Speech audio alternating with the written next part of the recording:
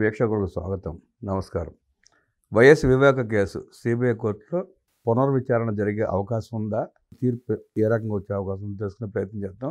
విశ్లేషించడానికి మనతో ఎప్పుడు ఉన్నారు సీనియర్ జర్నలిస్ట్ దుర్గా కుమార్ గారు. వారిని అడిగి మరిన్ని విశేషాలు తెలుసుకుందాం. సార్ నమస్తే. నమస్తే బ్రహ్మం గారు. మన వీక్షకులు వైఎస్ వివేక కేసు సిబిఐ కోర్టులో పునర్విచారణ జరిపించమని చెప్పి సునీతారెడ్డి, ఏటు సునీల్ కుమార్ యాదవ్ కూడా కోరుతా ఉన్నారు. నిందితుడేమో విచారణ వద్దంటున్నారు. కోర్టు ఏ రకంగా డెసిషన్ తీసుకునే అవకాశం ఉందంటారు? పునర్విచారణ జరిగే అవకాశం ఉందా? ఎట్లా విశ్లేషిస్తారు? ఇది మీరన్నట్టు చాలా ఒక చరిత్రాత్మకమైన కేసు బ్రహ్మం గారు. వివేకానంద రెడ్డి గారి హత్య చాలా అనుమానాస్పద మరణం, దాన్ని కప్పిపుచ్చడానికి చేసిన ప్రయత్నం, తర్వాత దీని మీద దేశంలోనే అత్యున్నత దర్యాప్తు సంస్థ అయినటువంటి సిబిఐ దర్యాప్తు చేస్తుంటే కొందరు వ్యక్తులు ఆ సంస్థకి అడ్డంకులు కల్పించడమే కాకుండా ఈ కేసులో ఇన్వెస్టిగేటివ్ ఆఫీసర్గా ఉన్న రామ్ సింగ్ గారు, ఆయన ఏదో ఇన్స్పెక్టర్ ర్యాంక్ అధికారి కాదు, ఐపీఎస్ అధికారి, సీనియర్ ఐపీఎస్ అధికారి. ఆయన మీద కూడా ప్రైవేట్ కేసులు పెట్టిన చరిత్ర ఇక్కడ ఆంధ్రప్రదేశ్లో మాత్రమే చూసాం. తర్వాత సిబిఐ దర్యాప్తుకి కూడా సహకరించకుండా కర్నూలు ఎస్పీ సిబిఐ అధికారుల్ని వాళ్ళు కోరినటువంటి బందోబస్తు కూడా వాళ్ళకి ఇవ్వాల. ఎందుకంటే అవినాష్ని అరెస్ట్ చేయడానికి వాళ్ళు కర్నూలులో ప్రయత్నిస్తే దీని మూలన శాంతి భద్రతలకు భంగం కలుగుతుంది కాబట్టి నేను మీకు సహకరించలేనని చెప్పి అన్న సందర్భం కూడా బహుశా భారతదేశంలో ఇదే మొదటిసారి. ఇప్పుడు ఈ కేసు విచారణ మీద ఏదైతే సిబిఐ దర్యాప్తు ఇప్పుడు కూడా అసలు ఈ కేసు ఎవరు ఈ స్కెచ్ చేశారు, ఏ నేరమైనా సరే దీనికి ఆద్యులు ఎవరనే దగ్గర మొదలవుద్దండి. అట్లా కాకుండా ఆ చివరి నుంచి మొదలైంది. నిందితులు ఇతరుల గురించి అసలు ఎవరు ఈ హత్యకి ప్లాన్ చేశారు, వాళ్ళకి ఏం అవసరం ఉంది, దాని మూలాన వాళ్ళు ఎలా లబ్ధి పొందారు. తర్వాత ఇంకోటి ఏంటంటే ఈ కేసులో సుపారీ కూడా ఇచ్చారండి, 40 కోట్ల రూపాయలు సుపారీ. కాబట్టి మరి ఆ సుపారీ ఇవ్వాల్సినంత అవసరం ఎవరికి ఉందనేది కూడా చూడాలి.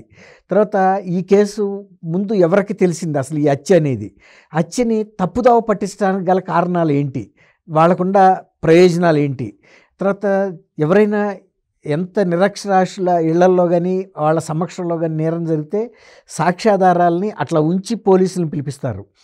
ఒక పోలీస్ అధికారి ఆ ప్రాంతంలో ఒక ఇన్స్పెక్టర్ స్థాయి అధికారి ముందే సాక్ష్యాధారాలని నిర్భీతిగా చెరిపేశారు, తర్వాత నరికేస్తే కుట్లేసారు, కట్లు కట్టారు, పౌడర్లు అద్దారు, మేకప్ చేసి ఏమీ కనపడకుండా, తర్వాత ఇది గుండె నొప్పితో చనిపోయాడని కూడా ప్రచారం చేశారు. తర్వాత ఎవరైతే ప్రచారం చేశారో వాళ్ళ సొంత పత్రిక, సొంత టీవీల్లో, మిగిలిన ఎక్కడా కూడా ఇది రాలేదు. దాని మూలన ఎవరికో ఒక ప్రత్యేకమైన ప్రయోజనంతో జరిగిందనేది అర్థమవుతుంది. రెండోది, ఈ కేసులో ఒక విచారణలో భాగంగా షర్మిల గారు కూడా హాజరయ్యి ఇది కుటుంబంలో రాజకీయాల మూలాన జరిగిన హత్యేనని కూడా ఆమె సుస్పష్టంగా చెప్పిన తర్వాత కూడా ఆ డైరెక్షన్లో విచారణ జరగలేదనేది సునీత్ గారి బాధ. అసలు ఎవరైతే ఈ హత్య చేశారో కుటుంబీకులు, ఎవరైతే ప్లాన్ చేశారో వాళ్ళని తప్ప మిగిలిన అందరినీ విచారించారు, వాళ్ళని ముద్దాయిలుగా చేర్చారు. కాబట్టి ఈ కేసులో న్యాయం జరగటం లేదనేది ఆమె సుప్రీంకోర్టుకు కూడా వెళ్ళారు. అనేక సందర్భాల్లో సుప్రీంకోర్టు ఇచ్చిన డైరెక్షన్ మీదే ఇప్పుడు మళ్ళీ ఎక్కడైతే విచారణ జరుగుతుందో హైదరాబాద్ సిబిఐ కోర్టుకి సుప్రీంకోర్టు ఒక 6 వారాల్లో టైం ఇస్తూ 8 వారాలు అనుకుంటా ఈరోజు తీర్పు రావాలి.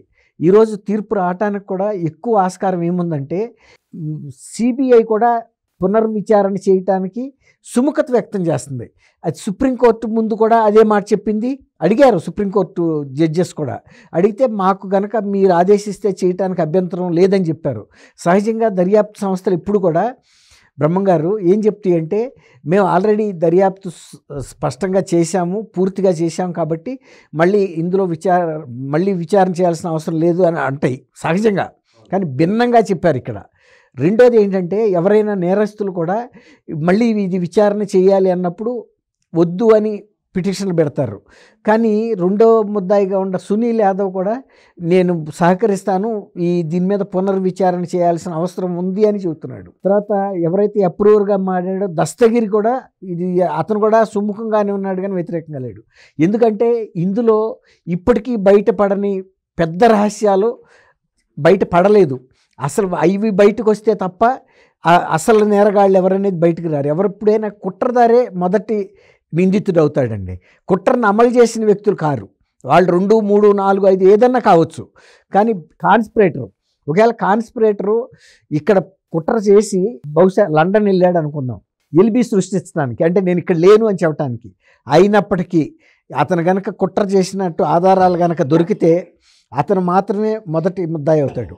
అట్లా మొదటి ముద్దాయిలు అసలు దీన్ని ప్లాన్ చేసిన వ్యక్తులు, దీనికి ఫైనాన్స్ చేసిన వ్యక్తులు, దీని మూలాన రాజకీయ లబ్ధి పొందిన వ్యక్తులు అసలు వాళ్ళు బయటపడకుండా తప్పుకుంటున్నారనేదే సునీత గారి బాధ. ఇంకోటి ఏంటంటే ఎవరైతే అలా బయటకు తప్పుకున్నారో వాళ్ళే సునీత గారిని, సునీత భర్తని కూడా ఇందులో వాళ్ళే చేశారని కూడా ప్రచారం చేశారు, వాళ్ళ మీద కేసులు పెట్టించారు. అట్లాగే సిబిఐ అధికారుల మీద వాళ్ళని డిఫెన్స్లో పెట్టడం కోసం కేసులు పెట్టించారు. తర్వాత దాన్ని ఉపయోగించుకుని రాజకీయ లబ్ధి పొందారు. ఎన్నికల్లో ఫలానా వాళ్ళు మా ప్రత్యర్థులు ఈ హత్య చేశారని చెప్పి. అసలు అది హత్యే కానప్పుడు అది కుటుంబీకులే చేశారని సొంత షర్మిల గారు కూడా చెప్పింది. కేవలం రాజకీయ అంశాలని దృష్టిలో పెట్టుకుని, కుటుంబ అంశాలని దృష్టిలో పెట్టుకుని మా కుటుంబంలో జరిగిన హత్యే కానీ ఇది బయట వాళ్ళకి ప్రమేయం లేదని కూడా ఆమెకు వాంగ్మూలం ఇచ్చింది.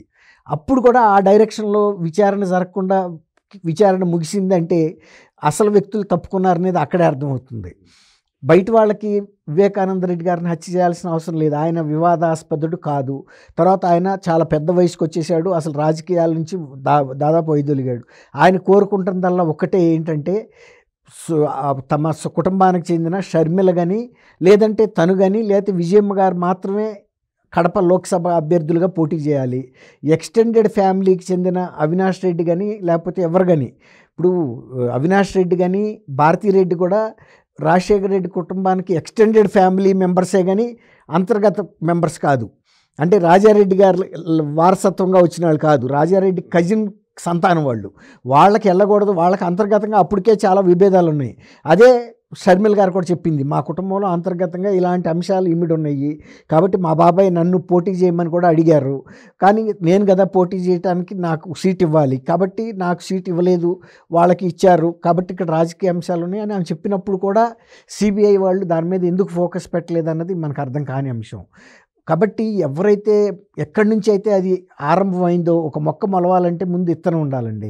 ఆ ఏ విత్తనం నుంచి మొలకొచ్చింది అనేది ముందు ఆ చెట్టును కనిపెట్టాలంటే విత్తనాన్ని కనిపెట్టాలి. ఆ విత్తనాన్ని కనిపెట్టకుండా పైనుంచి పరిశోధన చేసుకొస్తే ఉపయోగం లేదు. ఇప్పుడు జరిగింది అదే. అందువల్లే ఈ 7 ఏళ్ళు అవుతుంది ఈ హత్య జరిగి. ఫస్ట్లోనే దీన్ని తప్పుదోవ పట్టించేసి సంబంధం లేని చంద్రబాబు నాయుడు గారి మీద, లోకేష్ గారి మీద, బీటెక్ రవి, ఆదినారాయణ రెడ్డి, జగన్మోహన్ రెడ్డి గారికి ఎవరైతే వ్యతిరేకులు ఉన్నారో అందరి మీద పెట్టి మొదటి నుంచి తప్పుదోవ పట్టించడంతో ఇప్పటికీ ట్రాక్ ఎక్కలేకపోతుంది. అందువల్ల సునీతారెడ్డి గారు ఆమె ఒక డాక్టరు, చాలా ప్రముఖమైన డాక్టరు హైదరాబాద్ అపోలో హాస్పిటల్. అయితే ఆమెని కూడా వీళ్ళు తప్పుదోవ పట్టించవచ్చని భ్రమపడ్డారు.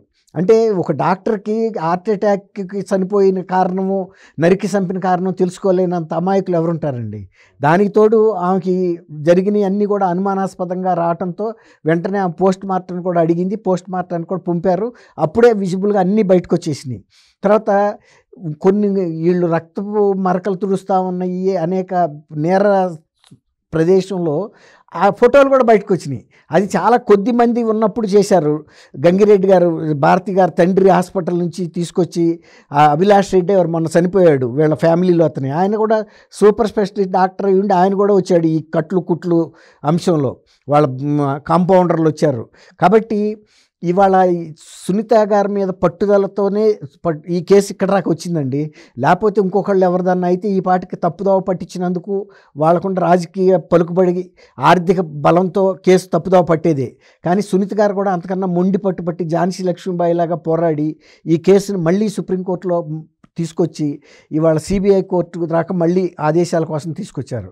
సిబిఐ కోర్టు కూడా నేను అనుకోవటం అన్ని వైపుల నుంచి సుముఖంగానే ఉన్నారు కాబట్టి పునర్విచారణ చేయమంటది.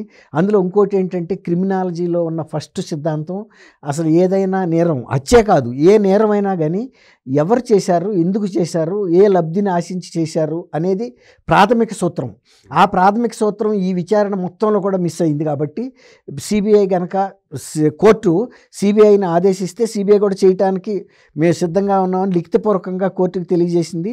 ఇప్పుడు ఇది అంటారు చూసారా, రోగి కోరుకున్నది అదే, పేషెంట్ రోగి డాక్టర్ ఇచ్చింది అదే.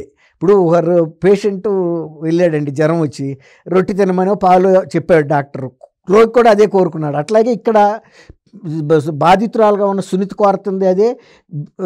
దర్యాప్తు సంస్థ కూడా మీరు చేయమంటే చేస్తామన్నప్పుడు సిబిఐ కోర్టుకు అభ్యంతరం ఉండాల్సిన అవసరం లేదు. తర్వాత ఒక స్పష్టమైన అంశం మిస్ అవుతుంది ఏంటంటే, ఇప్పుడు జగన్మోహన్ రెడ్డి గారికి మొట్టమొదటిగా ఇది తెలిసింది అని అజయ్ కల్లం రెడ్డి కూడా చెప్పాడు. కల్లం అజయ్ రెడ్డి గారు, ఆయన IAS officer, senior IAS officer, ఆయనకి సలహాదారు. తర్వాత ఆ రోజు ఎన్నికల ప్రణాళికని రచించడానికి వాళ్ళు లోటస్ పాండ్లో జగన్మోహన్ రెడ్డి గారి ఇంట్లో సమావేశమైన టైంలోనే పులివెందుల నుంచి ఫోన్ వచ్చిందని చెప్పి భారతీ గారు ఈయన్ని కింద నుంచి పైకి రమ్మంటే పైకి వెళ్ళి వచ్చి చిన్నాన్న ఈజ్ నో మోర్ అని కూడా చెప్పాడు. అంటే అప్పటికే ఆయన తెలుసు, ఎవరికి తెలియకముందు, అంటే సునీతకు కూడా తెలియకముందు. కానీ అట్లాంటి ఫస్ట్ ఇన్ఫర్మేషన్ వచ్చిన వ్యక్తిని అడగకుండా కేసు విచారణ ముగించారు అంటే ఎక్కడో లోపం జరిగిందనేది ఎవరికైనా అర్థమవుతుంది. పులివెందుల్లో చిన్న బిడ్డను అడిగినా చెబుతారు అది కేవలం అంతర్గత కుటుంబీకులు చేశారని. ఇప్పుడు జగన్మోహన్ రెడ్డి గారికి ఇంతమంది పేర్లు చెప్పిన వాళ్ళల్లో ఒక్క పేరు కూడా సిబిఐ దర్యాప్తు నివేదికలో కానీ ఎఫ్ఐఆర్లో ఎక్కడ రాలా. కేవలం వాళ్ళ కుటుంబీకులు పేర్లు మాత్రమే వచ్చినాయి. అంతకన్నా కూడా ముఖ్యమైన వ్యక్తులు ఉన్నారు, అది ఇప్పుడు కనుక పునర్విచారణ చేస్తే బయటకు వస్తారని సునీత గారు చెబుతుందంటే అంతకన్నా ముఖ్యమైన వ్యక్తులు అంటే అసలు ఇప్పుడు A1 A2 కూడా కాదు, దస్తగిరి కూడా కాదు, కాన్స్పిరేటర్ ఎవరైతే ఉంటారో వాళ్ళు మెయిన్. రెండోది ఆ కేసుని తప్పుదావ పట్టించడానికి అక్కడి నుంచి ఈయనకి ఫోన్ చేసి చెప్పారో వాళ్ళందరికీ కూడా వస్తాయి. తర్వాత ఎవరైతే సాక్ష్యాధారాలు చేర్పారో వాళ్ళ ప్లేసెస్ ఇంకా ముందుకు జరుగుతాయి. ఎందుకంటే ఎవరైనా ఫస్ట్ ఒక నేరం జరిగినప్పుడు సాక్ష్యాధారాలు ఉంచి పోలీసులను పిలిపిస్తాం. పోలీసుల సమక్షంలోనే ఆ సాక్ష్యాధారాలు చేర్పారంటే ఇప్పుడు శంకరయ్యను కూడా ఈ హత్యా నేరంలో ముద్దాయిగా చేర్చాల్సిన అవసరం కూడా ఉందండి. కాబట్టి ఈ సంఖ్యలన్నీ కూడా అక్యూజ్డ్ నంబర్స్ కూడా మారిపోతాయి. ఎందుకంటే ఒక పోలీస్ అధికారిగా ఉండి కుమ్మక్కయ్యి హత్యా నేరస్తులతో అవి చెరిపేసిన విషయం బయటకు చెప్పకుండా సిబిఐకి సహకరించకుండా సిబిఐకి కూడా అడ్డంకులు సృష్టించడంలో కూడా శంకరయ్య గారి పాత్ర కూడా ఉంది. ఆయన లోకల్ పోలీస్ స్టేషన్కి ఇన్స్పెక్టరు. అసలు యాక్చువల్గా మామూలుగా ఇన్వెస్టిగేషన్ కనుక జరిగితే ఆయనే ఇన్వెస్టిగేటివ్ ఆఫీసర్గా ఉండాల్సిన వ్యక్తి ఇన్స్పెక్టర్గా. కానీ ఇది చాలా తీవ్రమైన కేసు, దీన్ని తప్పుదోవ పట్టిస్తున్నాను సిబిఐకి ఇచ్చిన. సిబిఐలో పులివెందుల్లో కూడా వాళ్ళని తిరగనకుండా బాంబులు వేస్తామని బెదిరించారు. ఇలాంటి ఒక ఇంత క్లిష్టమైన కేసెస్ని మీరు అన్నట్టు ఇవాళ సిబిఐ ఇవాళ సాయంత్రానికైనా తీర్పు రావచ్చు. తీర్పు వచ్చి కనుక పునర్విచారణకు ఆదేశిస్తే మాత్రం ఇది చరిత్రాత్మకమైనటువంటి తీర్పుగా మిగిలిపోద్దండి. అలాగే ఎవరైతే కిందసారి 2019లో వంచనకు గురయ్యారో, అంటే వాళ్ళ బాబాయిని ఎవరో బయట వాళ్ళు చంపారని నమ్మి జగన్మోహన్ రెడ్డి గారికి అధికారం ఇచ్చారు.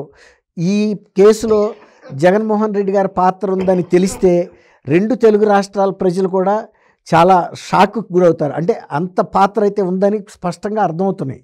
ఎందుకంటే సర్కమ్స్టాన్షియల్ ఎవిడెన్సెస్ అన్నీ కూడా జగన్మోహన్ రెడ్డి గారి వైపే చూపిస్తున్నాయి. ఎందుకంటే ప్రధానమైన ఇప్పుడు అవినాష్ రెడ్డి గారు కూడా జగన్మోహన్ రెడ్డి గారి అనుమతి లేకుండా ఆ కుటుంబంలో కీలకమైన వివేకానంద రెడ్డి గారికి స్పాట్ పెట్టగలిగే పరిస్థితి ఉండదు. రెండోది బయట వ్యక్తులు వైఎస్ ఫ్యామిలీకి సంబంధించిన ఆ వీధిలోకి వెళ్ళి వాళ్ళ కుటుంబ సభ్యుల్ని హత్య చేసే పరిస్థితి అంతకన్నా ఉండదు. కాబట్టి ఇది ఇంటి దొంగల పని అనేది అందరికీ తెలుసు. ఇప్పుడు కోర్టు కూడా కనుక ఎవరైనా సరే ఎంత పెద్దలైనా బయటికి తీయమని కనుక సిబిఐ కోర్టు చెప్తే కనుక ఖచ్చితంగా నేను అనుకోవటం ఎవరైతే దాని వల్ల ఎఫెక్ట్ అవుతారో వాళ్ళు కనుక పై కోర్టుకి అప్పీల్కి వెళ్ళారనుకోండి, అక్కడే తెలిసిపోద్ది వాళ్ళు నేరస్తులని. నేరస్తులైన వాళ్ళు స్వాగతిస్తుంటే వాళ్ళు ఎందుకు వెళ్ళి అభ్యంతరం చెప్పాలి? నేరస్తులు భయపడతారు, అక్కడ తెలిసిపోద్ది మనకి. ఒకవేళ సునీత గారికి ఇక్కడ త్వరగా రాకపోయినా కూడా మళ్ళీ ఆమె హైకోర్టు సుప్రీంకోర్టు తలుపు కూడా తట్టాల్సిన అవసరం ఉంది, తడుతుంది కూడా. ఎందుకంటే ఇంత పోరాటం చేసిన ఆమె ఆగుతుందని అయితే నేను అనుకోవట్లేదండి, పూర్తి న్యాయం జరిగే వరకు. వైఎస్ వివేక కేసులో కీలక విచారణ జరిపించే అవకాశం ఉందని కోర్టు కూడా ఆ దిశగానే ఆదేశాలు జారీ చేసే అవకాశం ఉందని, వైఎస్ వివేక హత్య వెనుకున్న పెద్దల పాత్రని ఈ విచారణతో బట్టబయలు చేసి ప్రజల ముందు దోషిగా నిలబెట్టి అరెస్ట్ చేసే అవకాశం ఉందంటూ విశ్లేషించిన దుర్గాకుమార్ గారికి ధన్యవాదాలు తెలియజేస్తూ నమస్కారం.